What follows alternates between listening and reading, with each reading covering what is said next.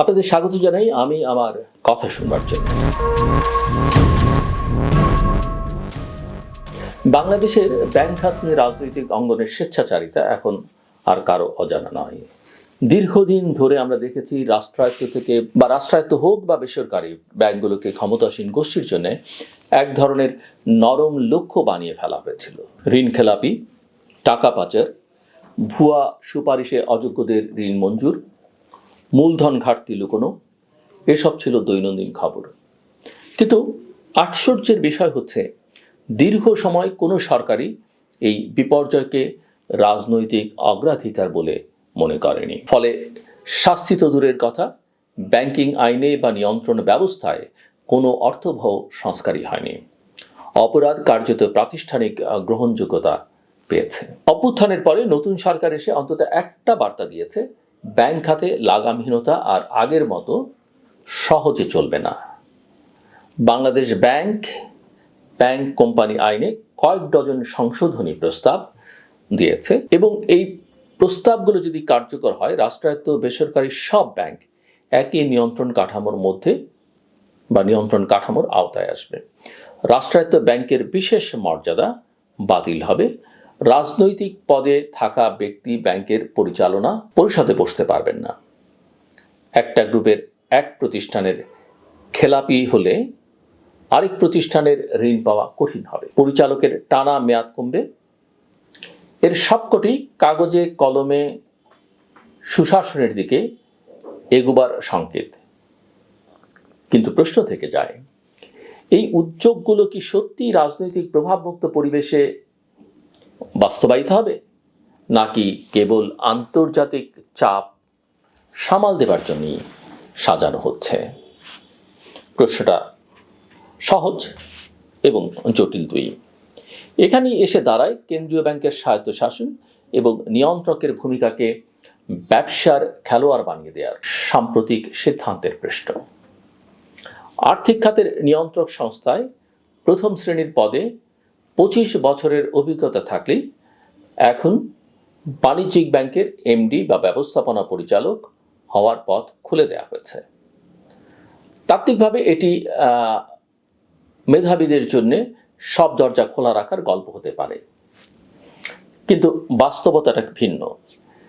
যে দেশে গভর্নর নিয়োগই এখনো রাজনৈতিক দর কষাকষির অংশ, সেখানে নিয়ন্ত্রক সংস্থার ক্যারিয়ার আমলাদের জন্য সরাসরি এমডি হওয়ার আইনি রাস্তা মানে ভবিষ্যতের যে কোনো রাজনৈতিক সরকারের জন্য নতুন এক লিগ্যাল ফাঁক সৃষ্টি করা। ক্ষমতাসীন গোষ্ঠী চাইলে তার পছন্দের কাউকে আগে নিয়ন্ত্রক সংস্থায় বসিয়ে পরে আবার ব্যাংকে পাঠাবে, এমন আশঙ্কা উড়িয়ে দেওয়ার কোনো সুযোগ নেই, কোনো রকমের উপায় নেই। আরও বড় সমস্যা হলো, নিয়ন্ত্রক সংস্থার কাজের দক্ষতা আর ব্যবসা পরিচালনার দক্ষতা এক জিনিস নয়। যে মানুষগুলো যারা সারা জীবন কমপ্লায়েন্স, সার্কুলার আর পরিদর্শন রিপোর্ট নিয়ে কাজ করেছেন, তারা হঠাৎ ব্যাংকের P&L, নতুন পণ্য, বাজার প্রতিযোগিতা, ঝুঁকি ম্যানেজমেন্ট, এই সব কিছু সামলে বাস্তবে কতটা সফল হবেন তা নিয়েও কিন্তু প্রশ্ন আছে। সেই প্রশ্ন কেবল যোগ্যতা নয়, নীতিরও। দীর্ঘদিন ব্যাংকে কাজ করে যে পেশাদার মানুষগুলো ধীরে ধীরে সিঁড়ি বেয়ে উপরে ওঠেন, তাদের জন্য নৈতিকভাবে এটি নিরুৎসাহবোধক একটা বার্তা। ব্যাংক খাতের ভেতরের এই অস্থিরতা বাইরের বাস্তব অর্থনীতিতেও ধাক্কা দিচ্ছে। উচ্চ সুদ, জ্বালানি সংকট আর সীমান্ত দিয়ে সস্তা ভারতীয় সুতা ঢোকার চাপে টেক্সটাইল ও অ্যাক্সেসরিজ শিল্প অনেকদিন ধরেই হাঁসফাঁস করছে। এর মধ্যেই ফ্রি অফ কস্ট কাঁচামাল আমদানির সীমা ব্যাপকভাবে বাড়ানোর সিদ্ধান্ত নেওয়া হয়েছে, যেটা গার্মেন্টস মালিকদের এক অংশের কাছে প্রলুব্ধকর শোনালেও পেছনের কাঁচামাল শিল্পের জন্য কার্যত মৃত্যুঘণ্টা।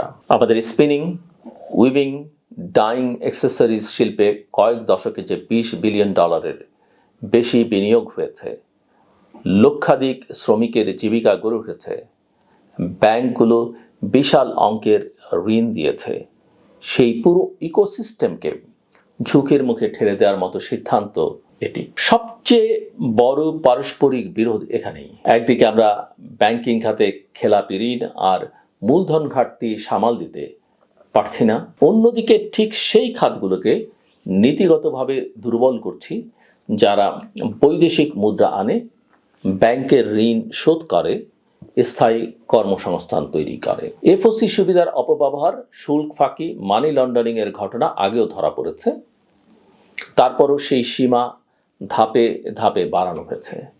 এখন শতভাগ পর্যন্ত পথ খুলে দিলে পোশাক খাত ধীরে ধীরে কেবল সেলাই কারখানাতে পরিণত হবে, যেটা আগে অনেকেই তিরস্কার করে বা তির্যক ভাষায় আমাদেরকে আক্রমণ করতেই বলে। বাজার সয়লাভ হবে বিদেশি ফ্যাব্রিকে, আর দেশি মিলে যোগান কমে গেলে ভবিষ্যতে নতুন কোনো পশ্চাৎপদ সহায়ক শিল্প গড়ে ওঠার বা ব্যাকওয়ার্ড লিঙ্কেজ যেটাকে বলা হয় সেটা গড়ে ওঠার কোনো প্রেরণাই থাকবে না। কয়েক বছরের অর্ডার আর কিছু লোকের বাড়তি মুনাফার জন্য রাষ্ট্র দীর্ঘমেয়াদী কাঠামোগত সক্ষমতাকে বিকিয়ে দিচ্ছে। এটাই হচ্ছে আসল সংকট। এই অভ্যন্তরীণ অব্যবস্থার পেছনে আন্তর্জাতিক ভূরাজনীতি আর আঞ্চলিক জোট রাজনীতির চাপও কিন্তু কাজ করছে। বঙ্গোপসাগর আর শুধু মাছ আর গ্যাসের খনি নয়, এটি এক নতুন কৌশলগত করিডোর।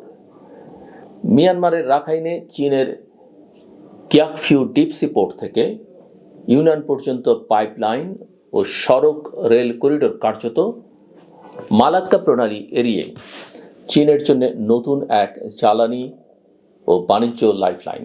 ওই রুট দিয়ে মধ্যপ্রাচ্য, আফ্রিকা থেকে জ্বালানি এনে সোজা ইউনানে নেওয়া গেলে হাজার হাজার মাইল সমুদ্র যাত্রা কমে যায় এবং মার্কিন ভারতীয় প্রভাব বলয়ের একটি বড় অংশকে পাশ কাটিয়ে যাওয়া সম্ভব হয়। একই সঙ্গে ভারত মহাসাগর জুড়ে চীনের পদর, গদর, হাম্বানটোটা, জিবুতি, কিয়াকফিউর মতো বন্দর বিনিয়োগকে অনেক গবেষক আজ স্ট্রিং অফ পার্লস জাতীয় নেটওয়ার্কের অংশ হিসেবে দেখছেন।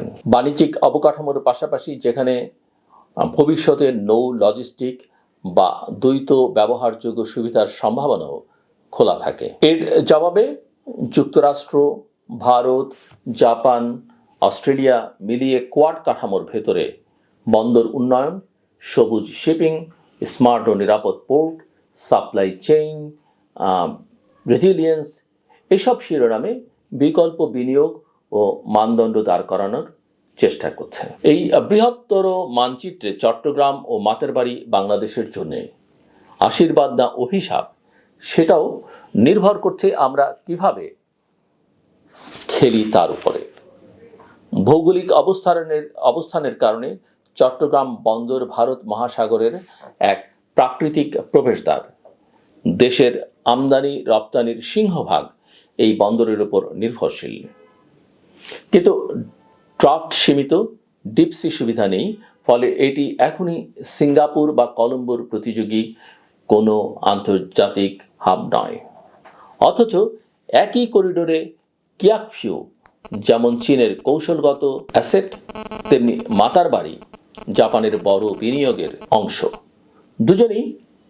দুটোই ভবিষ্যৎ জোট রাজনীতি আর সাপ্লাই চেইন নিরাপত্তার হিসাব কষে কাজ করছে। আমাদের বন্দর নীতি তাই কেবল কার কাছে লিজ দেব এই সরল সমীকরণে আটকে রাখলে চলবে না। এখানে আমাদের নিজস্ব দীর্ঘমেয়াদী সামুদ্রিক কৌশল, নৌ নিরাপত্তা, বাণিজ্য স্বার্থ সব একসঙ্গে ভাবার দরকার ছিল, যা এখনো নেই। এদিকে আঞ্চলিক স্তরে সার্ক কার্যত অচল। দক্ষিণ এশিয়ার মোট বাণিজ্যের ভেতরে আঞ্চলিক বাণিজ্যের অংশ এখানে গড়ে 5 থেকে 8% বেশি নয়, যেখানে আসিয়ান অঞ্চলে এই হার কয়েক গুণ বেশি, প্রায় 1/4 কাছাকাছি। 4 দশক ধরে একই অঞ্চলের দেশ হয়েও আমরা নিজেদের মধ্যে রেল, সড়ক, মোটরযান, বন্দর সংযোগের প্রশ্নে বারবার ব্যর্থ হয়েছি। মূলত দিল্লি ইসলামাবাদ দ্বন্দ্বের কারণে এরই ফাঁকে নতুন নতুন ত্রিপাক্ষিক বা মিনিল্যাটারাল উদ্যোগ দেখা যাচ্ছে। বাংলাদেশ, চীন, পাকিস্তান আলোচনার প্ল্যাটফর্ম, বিমস্টেক, বিবিআইএন ইত্যাদি।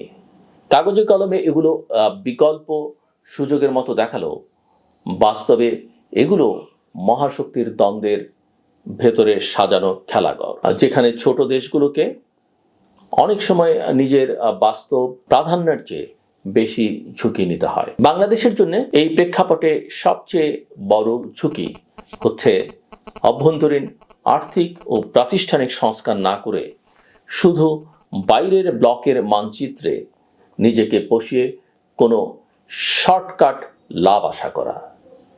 যদি ব্যাংকিং খাত আগের মতোই রাজনৈতিক প্রভাবের বন্দী থাকে, যদি কেন্দ্রীয় ব্যাংকের নিয়ন্ত্রকরা ভবিষ্যতের ব্যাংক এমডি হওয়ার সম্ভাব্য প্রার্থী হয়ে যান, যদি শিল্পনীতি আর কর নীতিতে নীতি আলোচনার বদলে লবিবাজি, জরুরি সার্কুলার আর প্রভাবশালী মালিকদের চাহিদা আধিপত্য বিস্তার করে, তাহলে চীন, জাপান, যুক্তরাষ্ট্র, ভারত কেউই আমাদের প্রকৃত অংশীদার হবে না।